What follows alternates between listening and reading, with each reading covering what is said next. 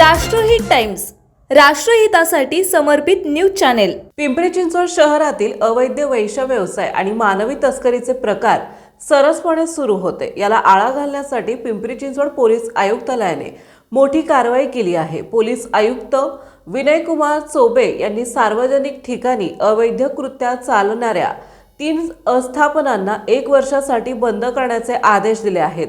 या कारवाईत पोलिसांनी वेगवेगळ्या ठिकाणी धाडी टाकल्या। इथं स्पा आणि लॉजच्या नावाखाली नको ते धंदे केले जात होते। पोलिसांनी या धाडीत सर्वांना रंगेहात पकडले आहे। त्यामुळे शहरात एकच खळबळ उडाली आहे। वाकड पोलीस ठाण्याच्या हद्दीत पिंपळे निलक येथील इंटरनल फॅमिली स्पा आणि अनैतिक मानवी वाहतूक प्रतिबंधक कक्षाने छापा टाकला। या कारवाईत 4 पीडित महिलांची सुटका करण्यात आली। मूळचा आसामचा असलेला स्पा मॅनेजर अब्दुल मोहम्मद हुसेन कलाम याला अटक करण्यात आली आहे। जानेवारी 2026 मध्ये ज्या ठिकाणी अवैध व्यवसाय आढळला होता अशा 3 आस्थापनांना पोलीस आयुक्तांनी बंद करण्याचे आदेश दिले। यात Nikki lodge Chinchwad, lemon grass Thai spa Kalewadi, Auras Thai spa Sangvi यांचा समावेश आहे।